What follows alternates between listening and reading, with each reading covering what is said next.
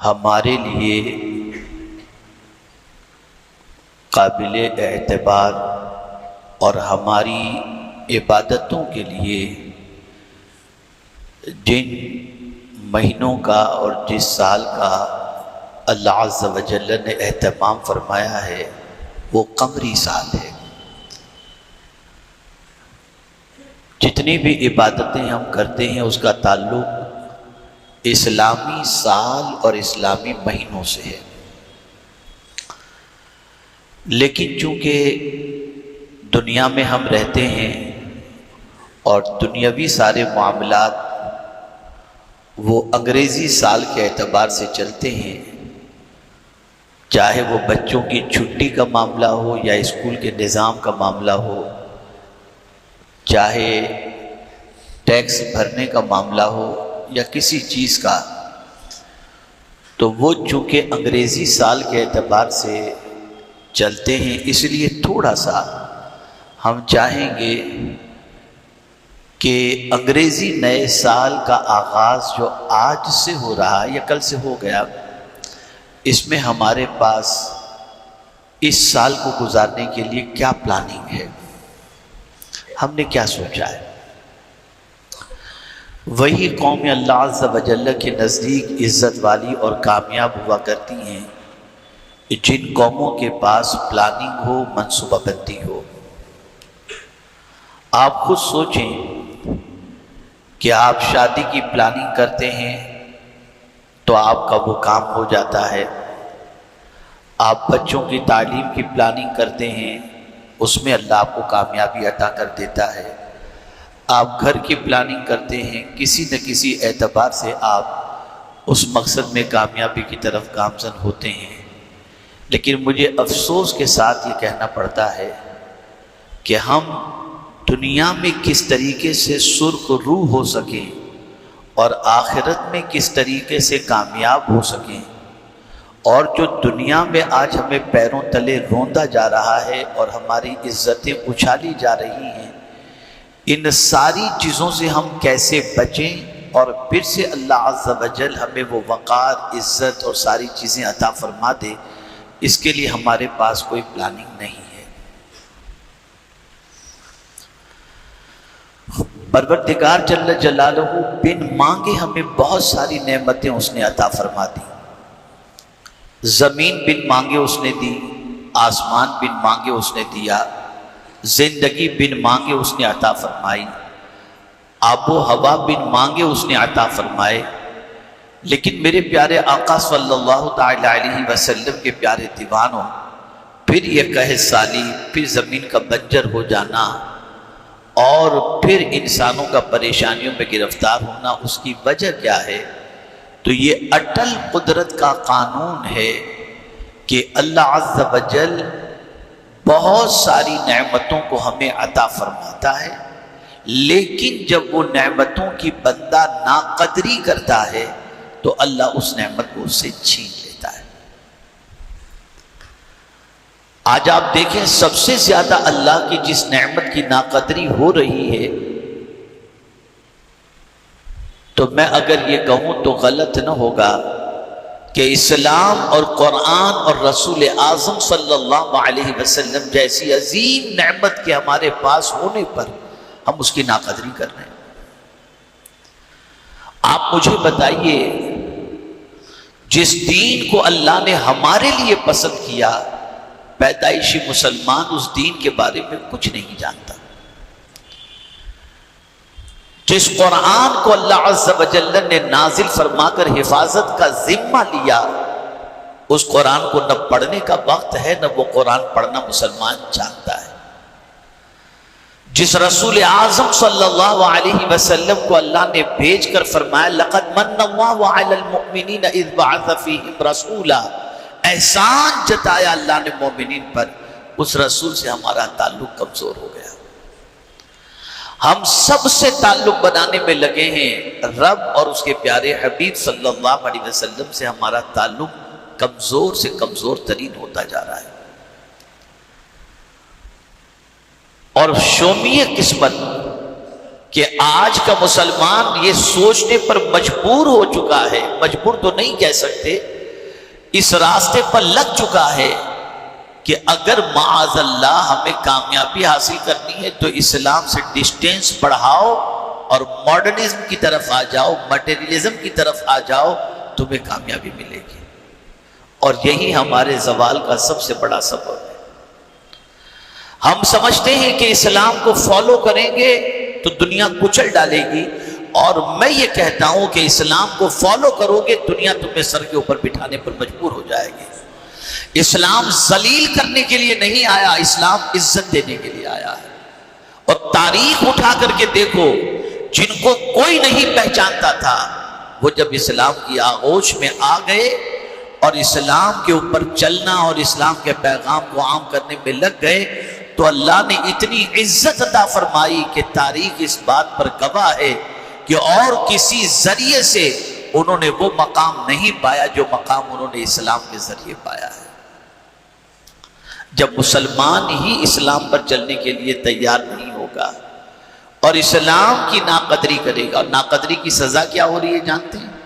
سب سے بڑی سزا یہ ہو رہی ہے کہ اب آدمی گلٹی فیل کرتا ہے، کالج میں، پروفیشنل لوگوں کے درمیان، کارپوریٹ سیکٹر کے اندر بچے جو ہے وہاں پر اور بزنس مین وہاں پر جاتے ہیں تو خود کو مسلمان کہلانے میں گلٹی فیل کرتے ہیں کہ پتہ نہیں یہ میرے بارے میں کیا سوچے گا۔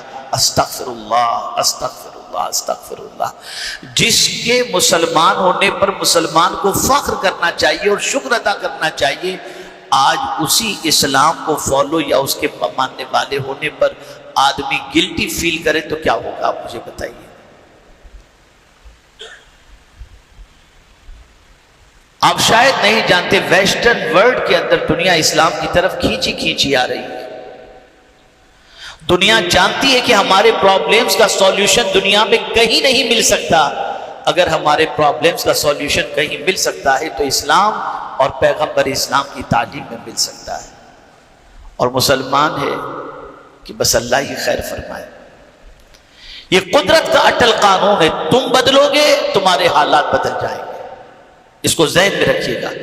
ہم جیسے جیسے بدلنا شروع کریں گے، گناہوں سے رشتہ توڑنا شروع کریں گے، نیکیوں سے رشتہ جوڑنا شروع کریں گے، اللہ کی مخلوق کی خدمت کرنا شروع کریں گے، عبادت و ریاضت کی طرف راغب ہوں گے، اللہ اور اس کے رسول کی محبت سے سرشار ہو جائیں گے، میں آپ کو یقین کے ساتھ کہتا ہوں میرا پروردگار وہ عزت عطا کرے گا جو شاہان وقت کو بھی عزت نصیب نہیں ہوتی۔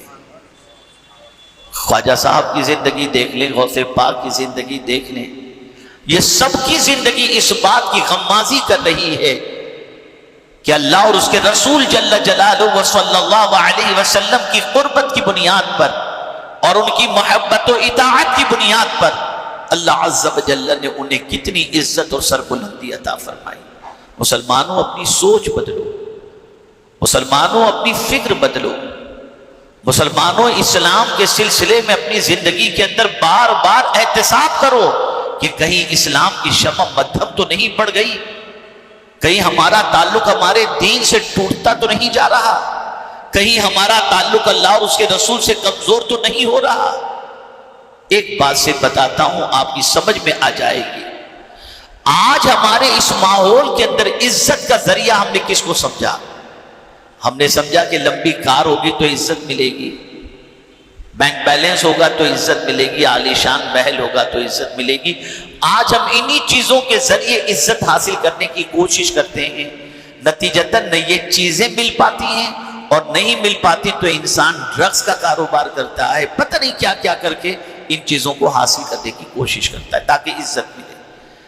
لیکن خواجہ صاحب کو کس چیز سے عزت ملی؟ جملہ یاد رکھیے گا، شاید آپ کی زندگی میں تبدیلی پیدا کر دے۔ ہم نے چیزوں کے ذریعے عزت حاصل کرنے کی کوشش کی اور اللہ والوں نے عزت کے مالک سے عزت حاصل کرنے کی کوشش کی۔ عزت کا مالک خدا ہے، وہ جسے چاہے عزت عطا فرما دے، اس سے عزت مانگو، اس کے بتائے ہوئے راستے پر چلو۔ میں نے تاریخ میں ایسے بہت سارے واقعات دیکھے ہیں کہ وہ لوگ جو گیمبلنگ کرتے تھے، جو ڈاکہ زنی کرتے تھے، پتہ نہیں کیا کیا کرتے تھے، لیکن جب انہوں نے کروٹ لی، توبہ کی اور اللہ کے راستے پر چلنے لگ گئے تو لوگ ان کا پاسٹ بھول گئے اور ان کو اللہ نے ولایت کا تاج عطا فرما دیا۔ آج ہمیں توبہ کی ضرورت ہے۔ تو سب سے پہلا کام 26 میں ہمیں جو کرنا ہے وہ ایک تو اللہ کی طرف رجوع کرنا ہے۔ بہت دور نکل گئے ہم اللہ سے فاصلہ ہم نے بہت بڑھا لیا۔ میں ایک جملہ بتاؤں آپ کو، ہم اپنے دکھ مخلوق سے تو بہت دیر تک بیان کرتے ہیں، خالق سے بیان کرنے کے لیے تیار ہیں۔ اپنے دکھوں کو اللہ کو بتاؤ، اپنی پریشانیوں کو اللہ کو بتاؤ، اپنے غموں کو اللہ کو بتاؤ، اللہ والوں کے توسل سے اللہ کی بارگاہ میں دعا کرو، اللہ تعالیٰ کرم کی نظر فرمائے گا۔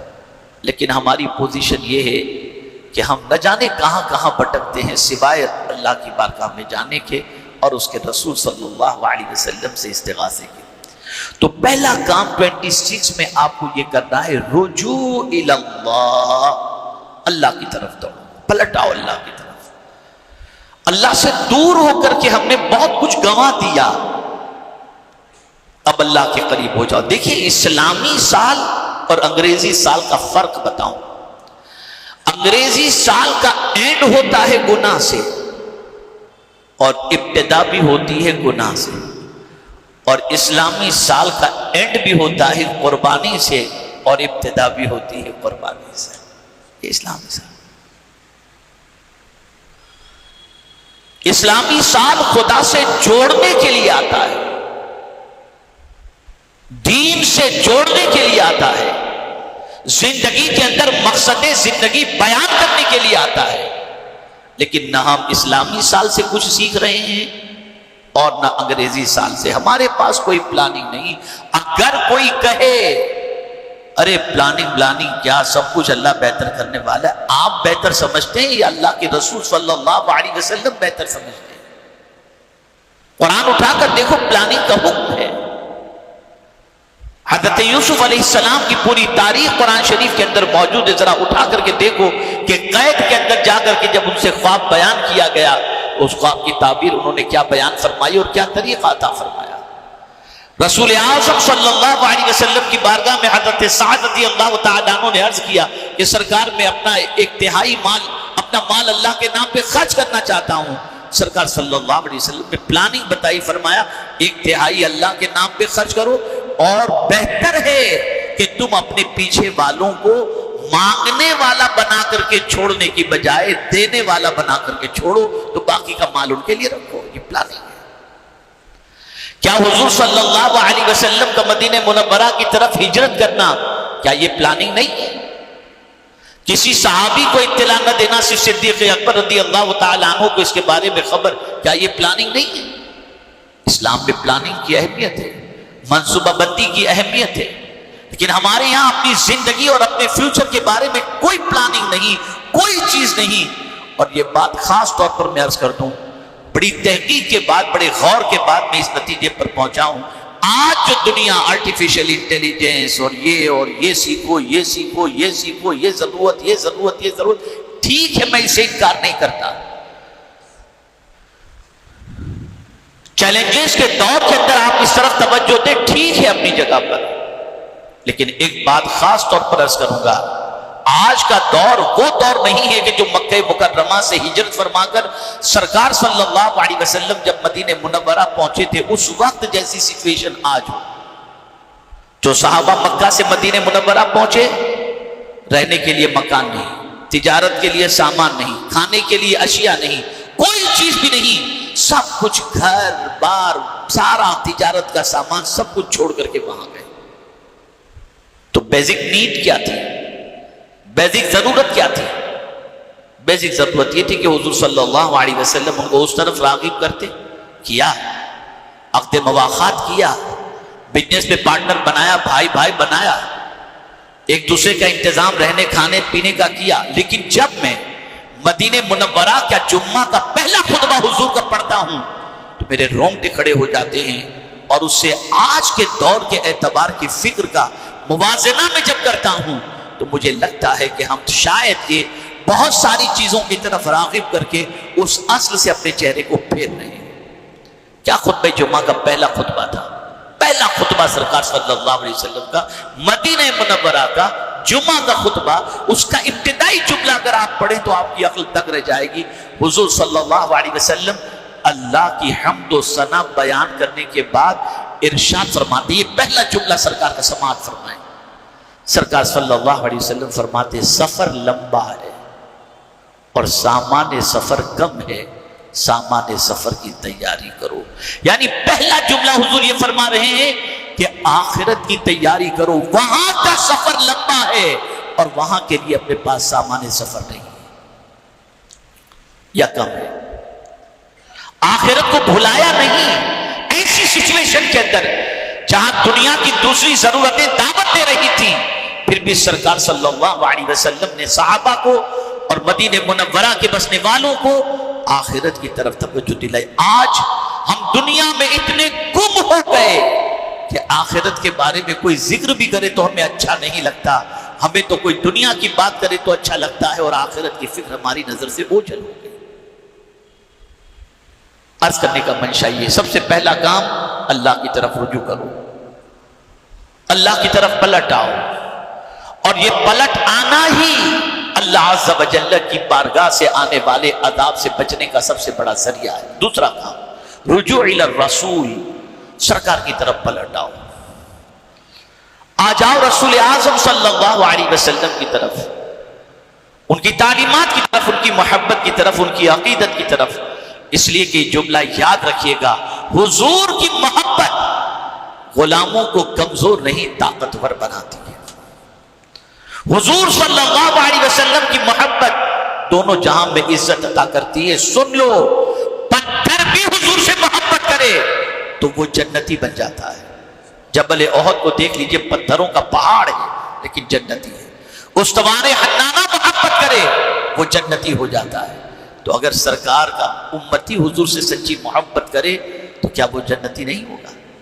تیسری چیز رجوع الی القرآن، قرآن کی طرف پلٹو، معمول بنا لو روزانہ قرآن پڑھنے کا، معمول بنا لو قرآن پر عمل کرنے کا، معمول بنا لو قرآن مقدس کی تعلیم کو عام کرنے کا۔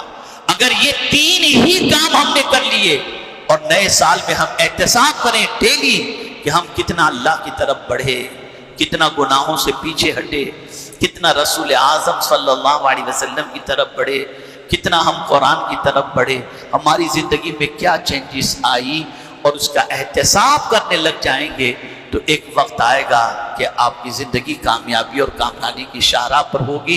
ایک چھوٹے سے جملے کے ذریعے میں آپ کو بتاؤں، اگر روزانہ آپ نے آدھے پارے کی ہی نہیں آدھے رکوع ہی کی تلاوت کی تو آپ ایک مہینے کے بعد دیکھیں گے کہ اللہ اکبر میرا ایک پارہ مکمل ہو گیا، اور پھر آپ دیکھیں گے کہ جس دن روزانہ اتنا پڑھنے کے بعد وہاں تک پہنچیں گے، جب 20 پر آپ پہنچ جائیں گے تو آپ کی طبیعت چاہے گی اب جلدی سے میں قرآن ختم کر لوں، اور جس دن قرآن ختم ہوگا اس دن جو آپ کو خوشی ملے گی، ایسی خوشی دوسری چیزوں کے ذریعے آپ کو نصیب نہیں ہو سکتی۔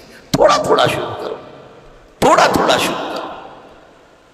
تو آپ پلان بنائیں، دنیاوی اعتبار سے تعلیم کا پلان بنائیں، دینی اعتبار سے اپنا، سب سے اہم چیز آپ کا اور ہمارا دین اور ایمان یہ ویک نہیں ہونا چاہیے، یہ کمزور نہیں ہونا چاہیے۔ اس کے لیے خوب محنت کریں۔ اللہ رب العزت جل جلالہ، آقا کریم رؤوف الرحیم علیہ التحیۃ والتسلیم کے صدقہ و توفیل مجھے آپ کو سب کو اللہ عز و جل اور اس کے رسول صلی اللہ علیہ وسلم اور قرآن کی طرف رجوع کرنے کی توفیق عطا